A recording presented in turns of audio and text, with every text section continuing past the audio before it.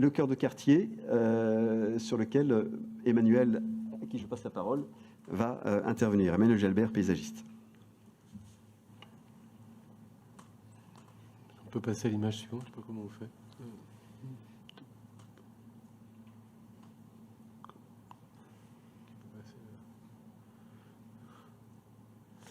Oui, donc on travaille aussi en maquette, c'est-à-dire que c'est un outil d'expérimentation pour voir comment on peut, le plus judicieusement possible, placer et positionner les bâtiments. Donc ce travail en maquette il nous permet aussi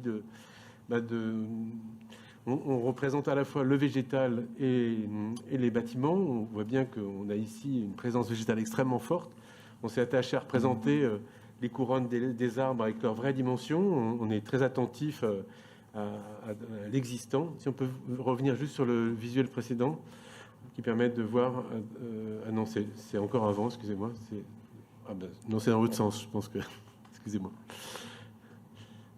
Voilà. Ici, on est donc à l'angle nord du quartier, à l'angle de l'avenue d'Écully et de l'avenue Bérine-Courion. On a donc la vue sur la partie du quartier qui va accueillir les nouveaux bâtiments. On voit qu'on cherche les nouveaux bâtiments apparaissent en bleu par rapport aux blancs qui sont existants. On voit bien donc la barre 540 et la 550 à gauche. Et on voit ce travail qu'on a fait sur les bâtiments sur la forme de plots de petite dimension qui viennent s'incruster dans l'orientation générale des bâtiments existants, qui ouvrent complètement le quartier sur l'avenue Ben-Gurion. On se répète un peu, mais c'est vrai que c'est des éléments très importants. Actuellement, les bâtiments sont complètement dans l'autre sens. Ils ont tendance à refermer l'espace. Et on voit comment on entretient un rapport étroit, un rapport de voisinage immédiat entre le végétal et les nouveaux bâtiments. On voit un peu plus loin l'espace central et cette imbrication très forte entre le végétal et le minéral. On est vraiment dans la notion d'un parc habité. Image suivante. Ah non, c'est à l'autre sens. Ici, on est au-dessus, pareil, du score des équipements du centre social. On voit la même chose. Un autre bâtiment qui vient s'accrocher à l'avenue Rosa Parks et prolonger l'avenue de la Sauvegarde. Et toujours cette imbrication.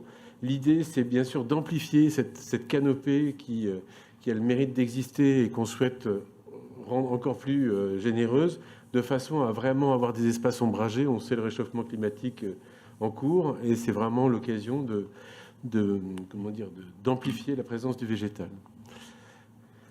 Dernière image. Là, on est plutôt sur l'espace central où on voit aussi que on n'envisage pas ça comme une place ouverte et dégagée, mais plutôt comme un espace aussi qui sera en partie couvert avec un équipement qui reste à définir. Et ces systèmes de doigts verts qui viennent se glisser entre les bâtiments et qui s'ouvrent vers le nord.